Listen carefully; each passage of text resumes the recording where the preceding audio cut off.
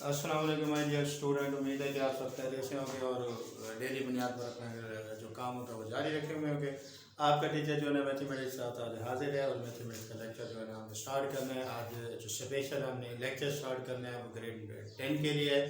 तो इसके लिए जो चैप्टर हमने स्टार्ट करने वाले हैं वो है 3.3 और एक्सरसाइज है जो उसकी, ठीक है ना, चैप्टर नंबर 3 है और एक्सरसाइज उसकी है 3.3। तो क्वेश्चन हम स्टार्ट करने लगे हैं। तो इसके अंदर आप देखेंगे find the proportional of the following, find the third proportional of the following. अब इसका जो फर्स्ट पार्ट है वो आपके पास है 6 और 12, ठीक है ना। फर्स्ट पार्ट इसका क्या है 6 और 12। हमने क्या फाइंड करना है, अगर आप देखें तो हमने जो फाइंड करना है वो आपके पास है ये थर्ड प्रोपोर्शनल।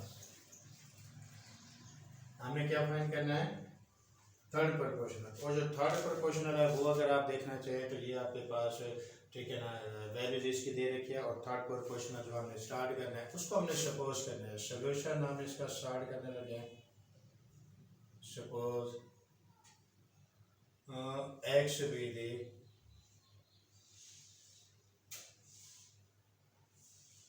थर्ड प्रोपोर्शनल, ये हमारे पास है थर्ड प्रोपोर्शनल, जिसको हमने सपोज किया है क्या पता, एक्स के ऊपर, ठीक है ना। किसको सपोज किया है, एक्स को सपोज किया है थर्ड प्रोपोर्शनल के तौर पर। तो अकॉर्डिंग टू द स्टेटमेंट, जब हम इसको थर्ड प्रोपोर्शनल सपोज कर लेंगे तो स्टेटमेंट के मुताबिक हमने इसको तीसरे नंबर पे लिखना है, अकॉर्डिंग टू द स्टेटमेंट। तो थर्ड है तो ये तीसरे नंबर पे आ गया, ठीक है जी। कितने नंबर पे आ गया, तीसरे नंबर पे। अब जो इसके अंदर हमने प्रोपोर्शनैलिटी साइन डालना है, प्रोपोर्शनैलिटी के मुताबिक इसको सोल्व करना है। तो वो क्या करेंगे, तो हम ज़रा इसको ऐसे करना चाहेंगे। तो जब ये आपको नज़र आ रहा है ये 2 पॉइंट, तो ये प्रोपोर्शनैलिटी साइन है। तो दरमियान वाले वैल्यूज को आप क्या करते हो, डबल करते हो। दरमियान वाली वैल्यूज को क्या करेंगे, डबल करेंगे। अब इसके बाद आगे क्या करोगे, ठीक है जी। इसके दो तरीके कार है। एक तो आपके पास सिंपल ये तरीका कार है, जब आप इधर से हटा के इस तरीके से लिखें तो ऐसे लिखेंगे, ठीक है। और जो दूसरा तरीका कार है वो आप नेक्स्ट स्टेप के अंदर करेंगे। अब इसको मल्टीप्लिकेशन जो है ना क्रॉस के लिहाज से ऐसे कर देना, ठीक है। हमने वैल्यूज निकाली है थर्ड प्रोपोर्शनल की, किसकी निकाली है, थर्ड प्रोपोर्शनल की। तो थर्ड प्रोपोर्शनल की वैल्यूज निकालने के लिए ये जो 6 आता है इसको हम अटैच डिवाइड कर देंगे,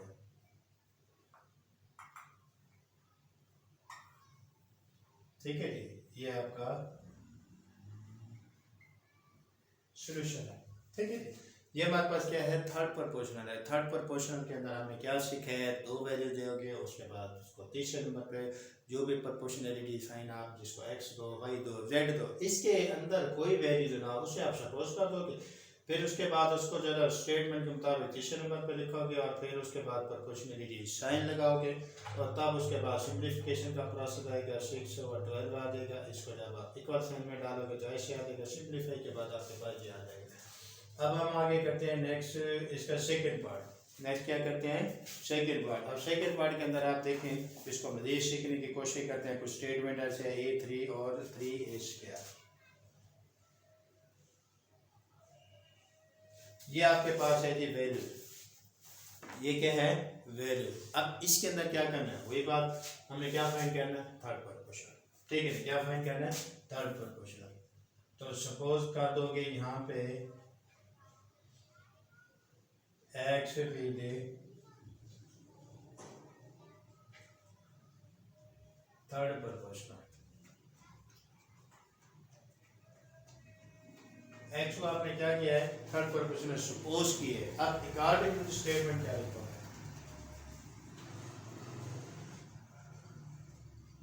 according to the statement, statement के मुताबिक हमने इसको लिखना है ऐसे, ठीक है ना। जिसको आप सपोज करोगे उसको आपने उसके मुताबिक, ठीक है ना, राइट करना है। जैसे यहाँ पे ये थर्ड हमने एक्स लिया था, इसको तीसरे नंबर पे राइट किया था। यहाँ पे थर्ड हमने किसको सपोज किया है, एक्स को, तो तीसरे नंबर पे लिखोगे। तो तीसरे नंबर पे जब आप लिख दोगे तो उसके बाद आपने प्रोपोर्शनलिटी साइन, ये देखो दो नुकात हम लगा रहे हैं प्रोपोर्शनलिटी साइन के, तो प्रोपोर्शनलिटी साइन जब इधर से तनासुब का डालोगे तो ऐसे राइट करोगे, ये आपके पास आ जाएगा। ओके, तो अब आपने क्या करना है, आगे इसको फिर वही सिंप्लीफाई का प्रोसेस है। तो जो सात वाली रकम है बटे में डालोगे, इसको इक्वल साइन डालोगे तो ये आ जाएगा। ओके, तो ये स्टेप हमने क्या किया है, ये वाली बात लिखोगे, उसके बाद इसको आपने नीचे लिखना है, फिर इक्वल साइन डालोगे, ये बात लिखोगे, इसको आपने नीचे लिखना है। ओके, तो क्रॉस मल्टीप्लिकेशन का प्रोसेस होता है, आपको पता है, सिंप्लीफाई के बाद जब ये फार्मूला यूज कर दोगे तो आपने इसको ऐसे लिखना। ओके, तो अब हमने क्या करना है, इस A3 को हमने हटाना है। किसको हटाना है, A3 को।